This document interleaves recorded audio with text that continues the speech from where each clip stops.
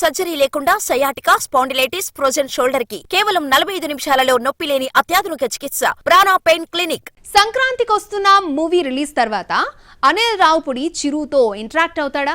చిరంజీవికి ఏం కావాలో అది తెలుసుకున్న తర్వాతనే స్టోరీ రాస్తానంటే అది ఇప్పట్లో అయ్యే పనేనా?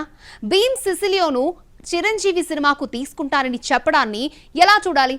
అనిల్ రావుపూడి డైరెక్ట్ చేసిన సంక్రాంతికి వస్తున్నాం సినిమా జనవరి 14న రిలీజ్ అవుతోంది. ఈ సినిమా తర్వాత చిరంజీవితో దర్శకుడు మీట్ అవుతున్నాడు. ముందుగా చెప్పినట్లే మెగాస్టార్ ఇంటరాక్షన్ లో ఆయనకు ఏం కథ కావాలో, ఏం చేస్తే వర్కౌట్ అవుతుందో, ఏది చేస్తే ఆయన్ని నెక్స్ట్ లెవెల్ కి చూపించొచ్చో అలానే సినిమా చేస్తానని చెబుతున్నాడు. ఇక్కడ చిరు సినిమా అనగానే audience timing, comedy, action, elevations కనీసం ఎక్స్పెక్ట్ చేస్తారు. At the same time formula కథనే ఆశిస్తారు. ఇవన్నీ అనిల్ రావుపూడి నుంచి వస్తాయని ఫ్యాన్స్ ఫీల్ అవుతున్నారు.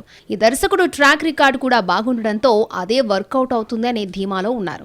అయితే ఇక్కడ చిరు తనకు కావాల్సిన స్టోరీ ఎలిమెంట్స్ అనిల్ రావుపూడికి చెప్పాక షార్ట్ టైమ్ లో మెగాస్టార్ ని మెస్మరైజ్ చేసే కథను దర్శకుడు తయారు చేసి ఇవ్వగలడా అన్నదే పాయింట్. సంక్రాంతికి వస్తున్నాం అనిల్ రావుపూడికి 8వ సినిమా. ఈ సినిమా తర్వాత అతని నుంచి వచ్చే ఫిల్మ్ పై హై ఎక్స్పెక్టేషన్స్ ఉంటాయి. కాబట్టి చిరుతో సాలిడ్ ఎంటర్టైనర్ చేయాలనే ఇంటెన్షన్ తో ఉన్నాడు డైరెక్టర్. అంతేకాదు భీమ్స్ సిసిలియోను చిరంజీవి సినిమాకు మ్యూజిక్ డైరెక్టర్ గా పెడతానంటున్నాడు. నిజానికి మెగాస్టార్ సినిమాకి మ్యూజిక్ ని కంపోజ్ చేయడం అంటే అగ్ర సంగీత దర్శకులే ఉండాలి. అలాంటిది చిరుతో ఛాన్స్ తెచ్చుకోవడం ద్వారా భీమ్స్ ను పరిశ్రమ తమన్ డిఎస్పీ తర్వాత ఆ స్థాయి సంగీత దర్శకుడిగా గుర్తించినట్లే. చూద్దాం చిరుకు భీమ్స్ ఎలాంటి సౌండింగ్ ఇస్తాడో.